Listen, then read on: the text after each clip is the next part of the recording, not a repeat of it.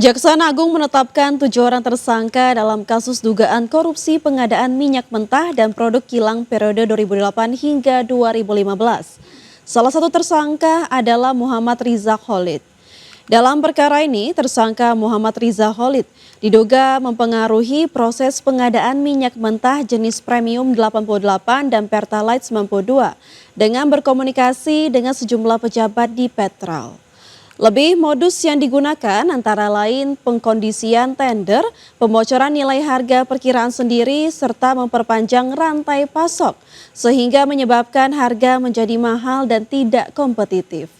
Akibat korupsi ini sebabkan kerugian negara. Namun saat ini Kejagung masih merinci besaran kerugian negara tersebut. Dari 7 tersangka, 5 orang ditahan selama 20 hari di Rutan Kejagung. 1 tersangka menjalani penahanan kota karena kesehatan. Sementara MRC atau Muhammad Riza Khalid diketahui masih berstatus buron dan telah diterbitkannya a red notice. Melalui saudara IRW melakukan komunikasi dengan pejabat pengadaan baik di Petral maupun di Pertamina, antara lain dengan saudara tersangka BPG, saudara IRW, saudara MLY, dan saudara TSK.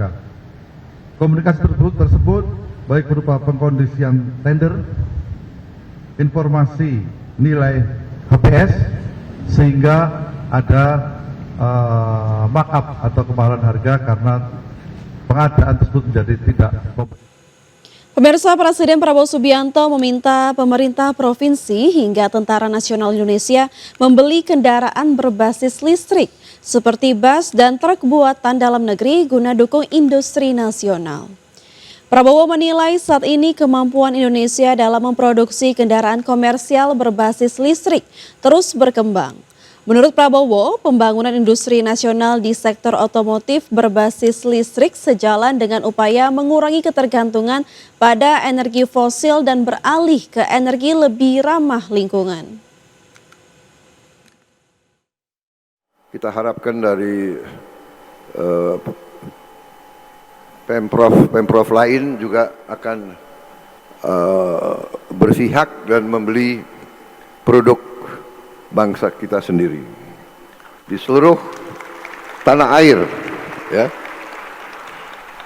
Menseknek catat itu gubernur-gubernur yang tidak pesan produk dalam negeri, bus dan truk dan sebagainya. TNI juga suruh beli.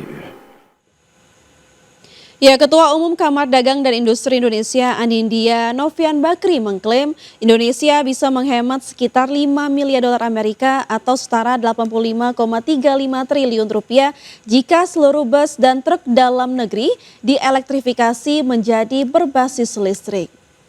Anindya mengatakan bahwa penghematan tersebut berasal dari pengurangan subsidi negara terhadap bahan bakar minyak yang selama ini dilakukan melalui anggaran pendapatan dan belanja negara. Anin mengatakan total jumlah bus yang beroperasi di Indonesia hingga saat ini sebanyak 280.000 unit.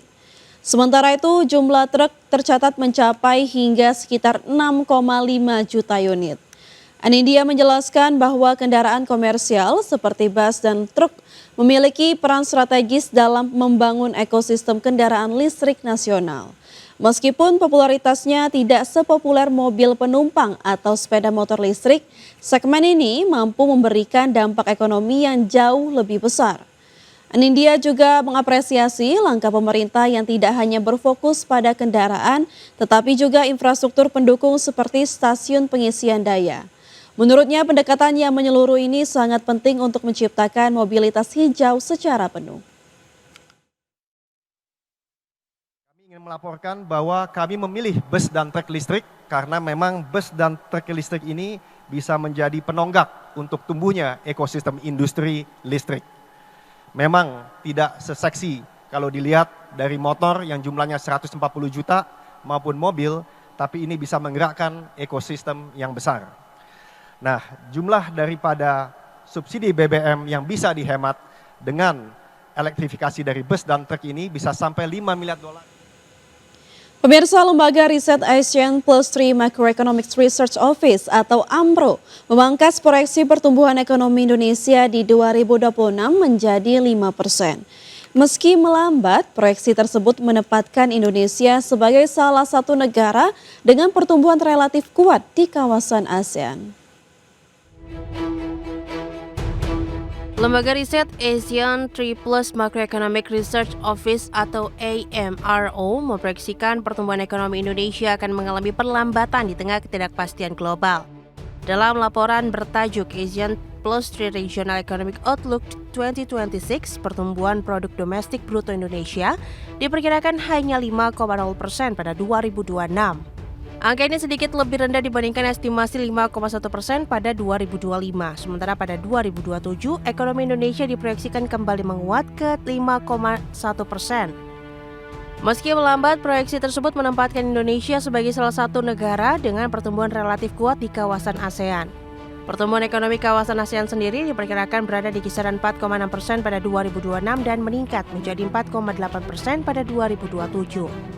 Di antara negara-negara ASEAN, kinerja Indonesia masih berada di kelompok atas meskipun berada di bawah negara dengan pertumbuhan sangat tinggi seperti Vietnam yang diperkirakan tumbuh 7,4% pada 2026, serta Filipina yang diproyeksikan mencapai 5,3%. Sementara itu Malaysia diperkirakan akan tumbuh 4,6% dan Thailand sekitar 1,7% pada 2026. Dari sisi stabilitas harga, AMRO diperkirakan inflasi Indonesia akan meningkat dalam beberapa tahun ke depan.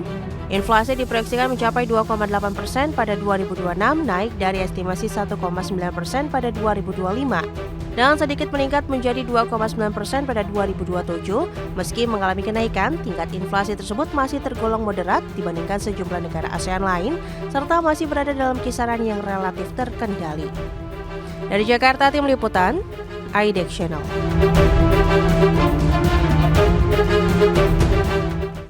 Emiten farmasi PT Daria Varia Laboratoria Tbk atau DVLA terus mencermati dampak geopolitik global terhadap bisnisnya, terutama terkait gangguan rantai pasok dan kenaikan biaya bahan baku di tengah konflik internasional.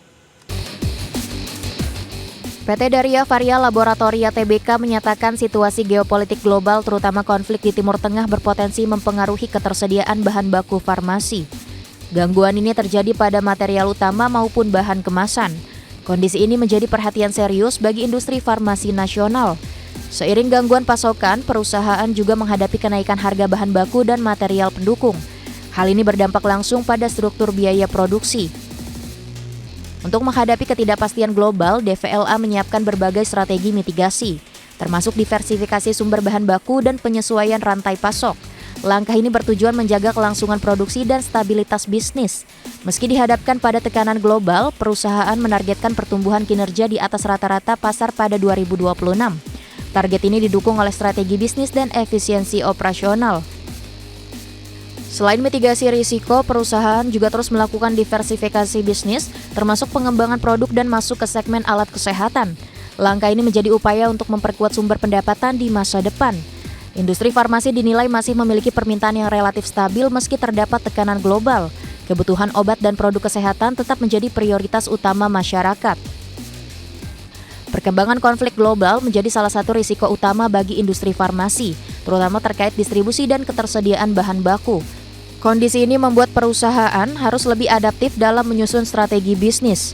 Dengan kombinasi mitigasi risiko dan diversifikasi bisnis, DVLA optimistis dapat menjaga daya saing di tengah dinamika pasar global yang tidak menentu. Berbagai sumber IDEX Channel.